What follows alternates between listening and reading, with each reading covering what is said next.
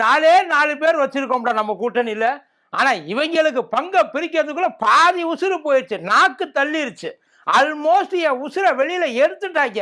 ஆனா இங்க பாரு, 20 பேரை கூட சேர்த்து வச்சுட்டு இருக்காப்புல. இவரால தாக்கு பிடிப்பாரு நினைக்கிற? இந்த கூட்டணி எவ்வளவு நாளைக்கு வந்து நீடிக்கும் நினைக்கிறிய? இது வந்து கண்டிப்பா ஸ்டாலினால சமாளிக்கவே முடியாது. இந்த கூட்டணி பேச்சுவார்த்தை முடியறதுக்கு முன்னாடி அங்க இருக்கிறவங்கள ஒருத்தனைக்கு ஒருத்தர் முறைச்சுக்கிட்டு அடிச்சுக்கிட்டு எப்படி வரைச்சுக்கிட்டு கூட்டணியை விட்டு வெளியில வர்றாங்கன்னு மட்டும் பாரு. இந்த கூட்டணி நிலைக்காது அப்படின்னு சொல்லி பயங்கரமா வந்து ரொம்ப ஆசையோட எதிர்பார்த்துக்கிட்டு இருந்தாங்க. அப்படி ஆசையோட எதிர்பார்த்துக்கிட்டு இருந்தாங்க வாகில எல்லாம் பெரிய செவ்வாழையா பார்த்து உரிச்சு திணிச்சுட்டாப்புல ஐயா ஸ்டாலின். போயிட்டு வேற வேலை இருந்தா இனிமே ஏதாச்சும் பாரு, எங்களை வேலையை வாங்குறதே ஒரு வேலையா போச்சு உனக்கு இல்ல. அப்புறம் நாங்க எங்க பிரச்சனை கொஞ்சம் பிஸியா இருந்துட்டோம். பிரச்சனை இருந்ததெல்லாம் உண்மைதான், இருந்ததெல்லாம் கொஞ்சம் பிஸி ஆயிட்டு. அந்த பிரச்சனையை எவன் கலப்புனது, எவன் பேச்சை கேட்டுக்கு எல்லாரும் ஆடினாங்க, அது எல்லாம் எனக்கு தெரியும். இப்ப எங்க ஃபுல் போக்கஸ் உங்க மேலதான். அடுத்த ஒரு மாசமும் நீ போற இடமெல்லாம் நான் வருவேன். எந்த இடத்துலயும் ஒன்றால நிம்மதியா இருக்க முடியாது. உங்களை அடிக்கிறது மட்டும்தான் அடுத்த ஒரு மாசத்துக்கு எங்களுக்கு வேலை அப்படின்னு சொல்லி கிளம்பி வந்துகிட்டு இருக்காங்க. பாத்துருவோமா?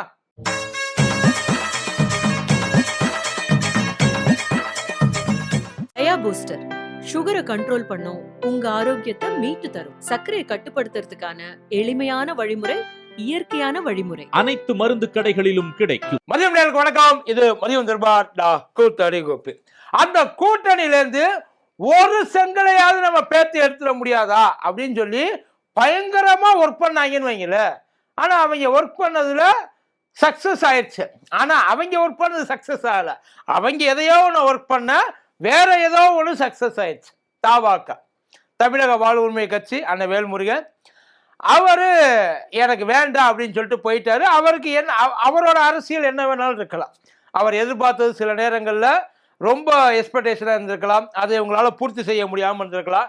எங்களுக்கு இது ஒத்து வராது அப்படின்னு சொல்லி அண்ணன் கிளம்பி போயிருந்திருக்கலாம். அது அண்ணனோட தனிப்பட்ட விருப்பம். அது ஆக்சுவலி தனிப்பட்ட விருப்பம் அவங்களோடது. மற்ற ஏதாச்சும் ஒரு கட்சியோட ஒரு பிரச்சனை, இப்போ காங்கிரஸ் எடுத்துக்கலாம், விசிகா எடுத்துக்கலாம், தேமுதிக எடுத்துக்கலாம், இங்கே மக்கள் நீதி மையத்தை எடுத்துக்கலாம், மதிமுக எடுத்துக்கலாம், ஐயுஎம்எல் எடுத்துக்கலாம், இல்லையா சிபிஐ சிபிஎம் எடுத்துக்கலாம், இல்லையா கொங்கு மக்கள் தேசிய கட்சி அதை எடுத்துக்கலாம். இன்னும் நிறைய இருக்கு. இவங்கள யாரையாச்சும் ஒருத்தரை பிரிச்சு கொண்டாந்து வெளியில, முக்கியமா விசிகாவை எப்படியாச்சும் இந்த கூட்டணியிலேருந்து விரட்டி விட்டணும் அப்படின்றது ரொம்ப குறியா இருந்தாங்க. ஆரம்பத்துல இருந்த அண்ணாமலை அண்ணன்ல ஆரம்பிச்சு ஐயா பழனிசாமி வரைக்கும் அவ்வளவு பேர் விசிகா மேல அப்படித்தான் வெறியா இருந்தாங்கன்னு வைங்கள, இன்க்ளூடிங் தாவேகா. தாவேகாவோட முதல் ஆப்ஷன் காங்கிரஸ், ரெண்டாவது ஆப்ஷன் விசிகா. ரெண்டாவது ஆப்ஷன் விசி, எப்படியாச்சும் இந்த ரெண்டுல ஒண்ணு நம்ம எப்படியாவது தூக்கணும் அப்படின்றது ரொம்ப தீவிரமா இருந்தாங்கன்னு வைங்க. ஆனா பாருங்க, அதுல என்னென்னமோ உசுப்பேத்தியெல்லாம் பார்த்தாங்க. விசிகா இப்படிலாம் பேசலாமா? விசிகா என்ன 5 சீட்டு தானா? விசிகாக்கு இவ்வளவு தானா? அதாவது ஆளுக்கு எப்படியாச்சும் திருமாவளவன் அண்ணனை வெறியாத்தி பார்த்துடணும். அவருக்கு வந்து அப்படியே நம்ம கலப்பி விடுறதுல இந்த கையை முறுக்குவான் பாரு, குத்துவான் பாருன்ட்டு கூட இருந்து உசுப்பேத்துவாங்கல்ல வேணும்னு. அந்த மாதிரி எப்படியாச்சும் எதிர்த்தாப்புல இருந்து உசுப்பேத்தி விட்டு அண்ணனை எப்படியாச்சும் அங்கேருந்து இழுத்துட்டு வந்துடணும் அப்படின்னு ஒரு பெரிய ஆசை அவங்களுக்கு உண்மையில. ஆனா அதிமுகல அங்க ஐயா அன்புமணி இருக்கிறப்ப, திமுக கூட்டணியில இருக்கிறப்பயே ராமதாஸ் ஐயா உள்ள வந்தா நான் வெளியில போவேன், ராமதாஸ் ஐயா உள்ள வந்தாலே நான் வெளியில போவேன். ஐயாவுக்கும் அண்ணனுக்கு இடையில அப்படிப்பட்ட ஒரு உறவு ஒண்ணு இருந்தது. ஆனா இடையில நடந்த சில விஷயங்கள்னால அவங்க 2 பேரும் பிரிஞ்சுட்டாங்க. மறுபடியும் ராமதாஸ் ஐயா திருமாவளவன் அண்ணன் கிட்ட சமாதானம் பேசுறதுக்கு நிறைய முயற்சிகள்லாம் எடுத்தாரு. பட் ஆனா அவருக்கு அந்த கோட்பாடுகள் ரீதியா, அவங்க கொண்ட கொள்கை ரீதியா அது ஒத்து வரல அப்படின்றது தெளிவாவே சொல்லிட்டார். அப்படி இருக்கிறப்ப அன்புமணி ஐயா அதிமுக கூட்டணியில இருக்கிறப்ப என்ன தைரியத்துல ஐயா எடப்பாடி ஒருவேளை திருமாவளவன் அண்ணன் வந்து அன்புமணி ஐயாவை விரட்டி விட்டுலான்னு பார்த்தாரா, இல்ல அன்புமணி ஐயாவை விட நமக்கு திருமாவளவன் அண்ணன் தான் முக்கியம், ஏன்னா இதை விட இதுதான் பெட்டர் ஆப்ஷன். ஏன்னா அவருக்கு தெரியும் இல்லையா எது ஒர்த்து எது ஒர்த்து இல்ல, எதை வச்சுக்கலாம் எதை விரட்டி விட்டுலாம். அந்த ஐடியால உண்மையிலேயே பழனிசாமி ஐயா இருந்திருக்கலாம், தப்பு எல்லாம் கிடையாது. அதே மாதிரி இந்த பக்கம் எடுத்து போனோம்னா தாவேக எடுத்துட்டு போனோம்னா விசிக உள்ள வந்துச்சு, நமக்கு பெரிய ஒரு பலம் கிடைக்கும். ஏன்னா ஏற்கனவே சிறுபான்மையினரோட ஓட்டு, ரசிகர்களோட ஓட்டு, அது இல்லாம இப்ப முக்கியமா அண்ணனுக்கு பின்னாடி இருக்கிற அவ்வளவு ஓட்டு. ஏற்கனவே திருமாவளவன் சொல்லியிருக்காரு, அவர் சொன்னதுல 100% உண்மை இருக்கா இல்லையான்றது தெரியல. ஆனா குறைஞ்சபட்சம் ஒரு 70% உண்மை. திமுக வாங்குற ஓட்டுல 100 ஓட்டுல 25 ஓட்டு இல்லைன்னாலும் குறைஞ்சது ஒரு 10லேருந்து 15 ஓட்டு அவங்களோட தான் இருக்கும், கண்டிப்பா இருக்கும். அது நாடாளுமன்றத்தில் வேலை செய்தது இல்லையா, சட்டமன்றத்தில் அவசியம் அது வேலை செஞ்சே ஆகும். ஒவ்வொரு ஓட்டும் முக்கியம். இப்ப திமுக உண்மையிலேயே போன தேர்தலை விட எல்லாரையும் எல்லா இடத்துலையும் மேல தூக்கி வச்சு பார்க்கணும் தான் ஆசை.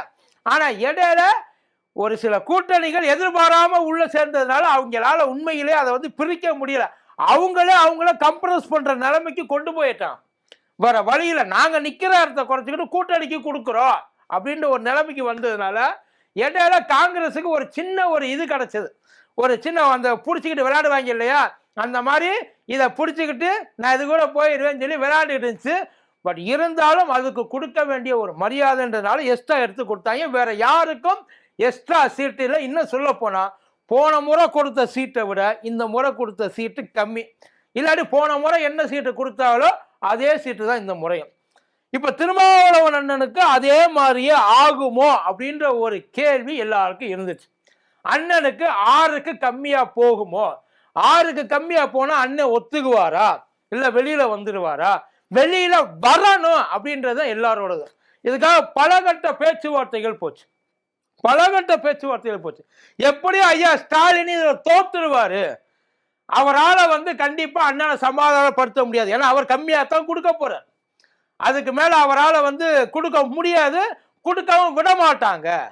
பட் அதே நேரத்தில் அண்ணன் திருமாவளவன் ஐயா ஸ்டாலினுக்காக ஒத்துக்குவாரா, பரவாயில்ல இந்த முறை மட்டும் அட்ஜஸ்ட் பண்ணிட்டு போவோம். ஆனா அண்ணன் 2 இலக்கத்துல ரொம்ப ஸ்டெடியா நின்னாப்புல. எப்படி நம்ம இந்த தடவை 2 இலக்கம் நிக்கணும், எத்தனை நாளைக்கு தான் நம்ம, ஏன்னா அவங்க ஒரு அரசியல் கட்சி, அவங்க ஒரு அங்கீகரிக்கப்பட்ட கட்சி, நல்லா தெரிஞ்ச அங்கீகரிக்கப்பட்ட ஒரு கட்சி, வளர்ந்த கட்சி, பெரிய தமிழ்நாடு பூரா அமைப்புல இருக்கிற கட்சி.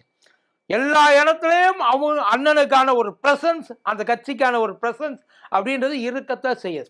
அதே மாதிரி இதை ஒத்துக்குவாரா அப்படின்றது, அவரும் ஒத்துக்குவாரா, ஏன்னா அவரை வந்து சுருக்கிற மாதிரியான ஒரு விஷயமோ. ஆனா ஐயா ஸ்டாலின் கிட்ட ஏற்கனவே திருமாவளவன் அண்ணன் பேசுறப்ப எல்லாத்துக்கும் ஓகே, டபுள் டிஜிட் உங்களுக்கு பண்ணாம யாருக்கு பண்ண போற. ஆனா இதுலதான் பெரிய கேம் பிளேயே இருக்கு, அதை எப்படி இழுத்து கொண்டு வர்றாங்கன்றதை பத்தி தான். இடையில போறப்ப ஒரு கட்டம் போது 2 கட்டம் போதும் அது போயிட்டே இருக்கு. ஒரு சமயத்தை என்ன பண்ணிட்டாங்க, காங்கிரஸுக்கு கலப்பின மாதிரியே விசிகாவுக்கும் கலப்பிட்டாங்க. இதுக்கப்புறமும் விசிகா அங்கே இருக்கணுமா, அதான் ஏன் இவ்வளவு தூரம் விசிகா ஒரு 4 சீட்டு 5 சீட்டுக்காக போகுது, வரட்டும். ஒண்ணு இல்லை, இப்ப இங்க இவ்வளவு தூரம் இழுத்து பிடிக்கிறாங்கல்ல, அதுக்கு காரணம் ஐயா ஸ்டாலின் அவங்க மேல வச்சிருக்க நம்பிக்கை, அவங்க ஐயா ஸ்டாலின் மேல வச்சிருக்க நம்பிக்கை, வேற எதுவுமே கிடையாது. இல்ல உண்மை, இது தலைமைக்கான ஒரு விஷயம் தான் தவிர அந்த கூட்டணிக்கு உண்டான ஒரு ஸ்பெஷல் ஒரு இது இருக்கு இல்லையா, அந்த ஒரு ஸ்பெஷல் ரோப்புன்றது அந்த நம்பிக்கை தான். ஆனா அங்க அந்த என்டிஆர் கூட்டணி இருக்குல்ல, இப்ப அதிமுக, பாஜக, பாமக, அமமுக, அதுல ரோப்புக்கு அந்த ரோப்புல ஆப்பு தான் இருக்கு. அந்த நம்பிக்கைன்ற ஒண்ணு இருக்கு இல்லையா, அந்த நம்பிக்கைன்ற ஒண்ணு அவனுக்குள்ள என்ன தேடினாலும் கிடைக்காது. இன்னும் சொல்ல போனா அந்த கூட்டணி இருக்குல்ல, இவரா அவரை இன்னும் பாஜக அதிமுகவை நம்பல, அதிமுக பாஜகவை நம்பல, பாமக அதிமுகவை நம்பல, அமமுகவை ஐயா பழனிசாமி நம்பல. இல்ல உண்மை அதுதான். அவங்க எலெக்ஷன் சார் நம்பி இருந்தா இது வரைக்கும் ஐயா பழனிசாமி தான் முதல்வர் வேட்பாளர், வாயிலிருந்து ஒரு வார்த்தை வருமா, ஒரு வார்த்தை இது வரைக்கும் வந்திருக்கணும்ல.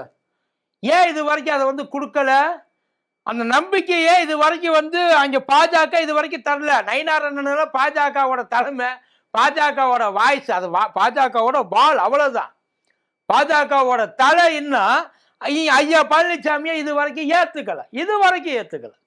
எங்க இந்த பக்கம் அப்படியே திரும்பி திமுக கூட்டணிக்கு வர சொல்லுங்க, யாருப்பா முதல்வர் வேட்பாளர், அந்த கூட்டணியில் இருக்க யார்ட்டையாவது ஒருத்தர் போய்க்கிறேன், யார்ட்டையாவது ஒருத்தர் மேலே இருக்கிறவர் முத கொண்டு ஐயா காங்கிரஸ் ஐயா ராகுல் காந்தி இருக்காருல்ல, அங்க ஆரம்பிச்சு இங்க கீழே கடைசியில இருக்கிறவங்க வரைக்கும் கேட்டு பாருங்க, யாரு முதல்வர் வேட்பாளர், ஏதாச்சும் மாற்று கருத்து இருக்கா, அதுதான் நம்பிக்கை. இப்ப அவங்களுக்குள்ள சொல்லலாம் வெறும் 5, இப்ப 8 சீட்டு ஐயா வாங்கியிருக்காரு. 8 சீட்டுன்றது போன இதை விட இந்த தடவை வந்து கூட. அவங்க எதிர்பார்த்தது இன்னொரு 2 சீட்டு எக்ஸ்ட்ரா எதிர்பார்த்தாங்க. இன்னொரு 2 கட்சிகள் இருக்கு, தேமுதிகவும் மக்கள் நீதி மையமும். அது அநேகமாக இப்போ சாயங்காலத்துக்குள்ள முடிவாயிடும். மக்கள் நீதி மையத்துக்கு ஒரு 2ன்றாங்க, தேமுதிகவுக்கு எத்தனை தெரியல, ஒரு வேளை 8 இருக்கலாம், இல்லை ஒரு வேளை 7 இருக்கலாம். ஆனால் கண்டிப்பாக 8க்கு மேலேயே இருக்காது அப்படின்றது எல்லாருடைய கணிப்பு. இப்போ அவங்களுக்குள்ள சீட்டு கொடுத்துருக்காங்க. போன டைமே சொன்னாப்புல திருமாவளவன் என்ன, எவ்வளவு சீட்டு நிற்கிறோன்றது முக்கியம் இல்லை, எத்தனை பேர் ஜெயிச்சு அந்த எம்எல்ஏ சீட்டில் போய் உட்காரோன்றது முக்கியம். இப்போ இங்கே இதுக்கு பாஜகவுக்கு 27 சீட்டு, இங்கே இதுக்கு பாமகவுக்கு அவங்களுக்கு தனியாக எல்லாமே ரெட்டை இலக்கா இஷ்டத்துக்கு அள்ளி கொடுத்தாச்சு. எவ்வளவு ஜெயிக்க போறாங்க அப்படின்றதுல மட்டும்தான்.